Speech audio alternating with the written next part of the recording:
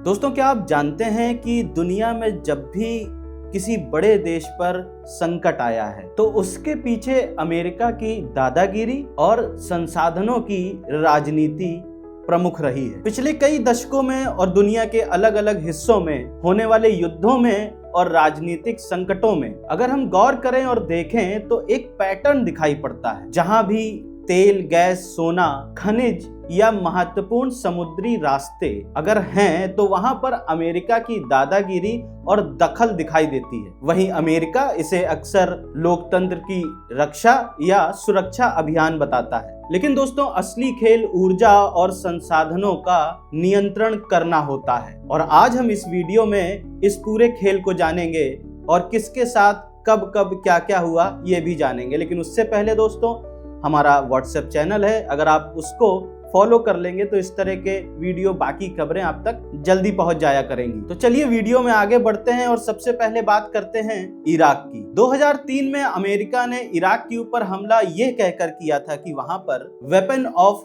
Mass destruction है, यानी खतरनाक हथियार। लेकिन बाद में ऐसे कोई भी हथियार वहां पर नहीं मिले। और आपको बता दूं कि इराक दुनिया के सबसे बड़े तेल भंडारण वाला देश माना जाता है। और इस युद्ध के बाद कई पश्चिमी कंपनियों को वहां तेल परियोजनाओं में बड़े ठेके मिले। इसके अलावा युद्ध के दौरान और उसके बाद इराक के कई सरकारी खजाने, संग्रहालय और बैंक भी लूटे गए। कुछ रिपोर्ट के अनुसार बगदाद के सेंट्रल बैंक और अन्य संस्थानों में अरबों डॉलर की संपत्ति, सोना और ऐतिहासिक खजाने जो थे सब गायब हो गए। दुनिया के कई विश्लेषकों ने इसे आधुनिक समय की सबसे बड़ी लूट बताया था। और इस युद्ध में लाखों लोग मारे गए थे और पूरा देश लंबे समय से अस्थिरता में चला था। अब बात करते हैं अफगानिस्तान की। 2001 से 2021 तक 20 साल तक अमेरिका अफगानिस्तान में रहा। आधिकारिक कारण जो बताया गया था वो आतंकवाद के खिलाफ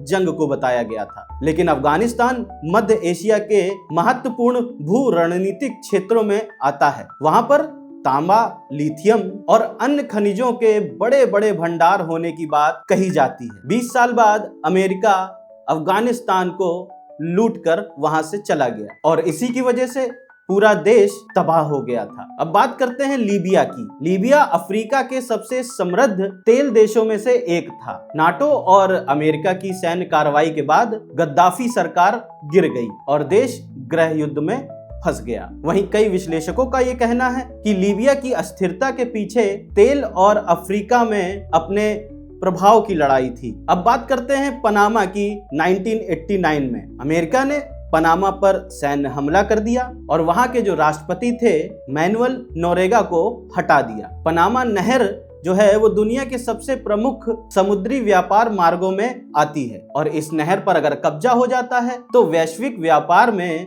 बेहद इंपॉर्टेंट हो जाता है, साथ ही इंपॉर्टेंट रणनीतिक कदम माना जाता है। अब बात करते हैं हाल ही में हुए वेनेजुएला की घटना का। वेनेजुएला के पास दोस्तों दुनिया का सबसे बड़ा तेल भंडारण में से एक माना जाता है। अमेरिका ने इस देश के राष्ट्रपति और उनकी पत्नी को जबरदस्ती रात में ही उठा लिया। ना उनका देश कुछ कर पाया, ना दुनिया कुछ कर पाई, बस देखती रह गई। और ऐसा क्यों हुआ दोस्तों? क्योंकि तेल राजनीति यहाँ पर एक बड़ा मुद्दा माना जाता है। मगर तेल से ज्यादा रेयर अर्थ मटेरियल, सोना, चांदी और ना जाने कितनी बहुमूल्य चीजें पाई जाती हैं जिस पर आज अमेरिका का कब्जा है। अब बात करते हैं ग्रीनलैंड की। ग्रीनलैंड में दोस्तों दुर्लभ खनिज, यूरेनियम और आर्कटिक समुद्री रास्ते की एक रणनीतिक अहमियत है। वहीं अमेरिका ने ग्रीनलैंड को खरीदने तक का प्रस्ताव दे रखा था और जिसकी दुनिया भर में चर्चा हुई। शायद आपने भी ये खबर सुनी ही होगी। तो दोस्तों, यहाँ ये समझना पड़ेगा कि असली खेल है क्या। और इन सभी घटनाओं को लेकर 3 बड़े बड़े कारण सामने आते हैं जो मैंने अभी आपसे डिस्कस करी। पहला है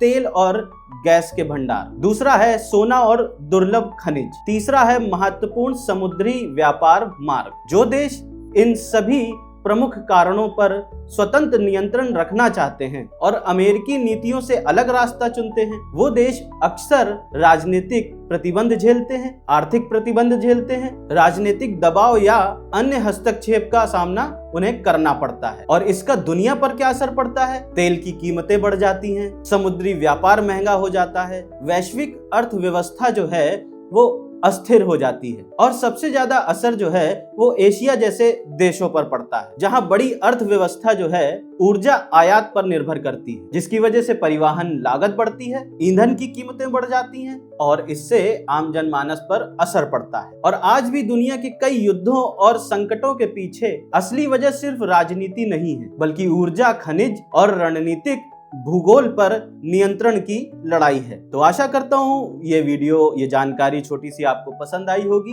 पसंद आई हो तो किन्हीं 2 लोगों को ये वीडियो शेयर जरूर करिएगा। हमारे सोशल मीडिया हैंडल हैं, अगर आप चाहें तो उनको भी फॉलो कर सकते हैं। बाकी खबरों के लिए हमारी वेबसाइट लॉगिन करें www.tuyodoindia.com। आज के लिए बस इतना ही, मैं फिर जल्दी मिलूंगा। तब तक के लिए जय हिंद, जय भारत, नमस्ते।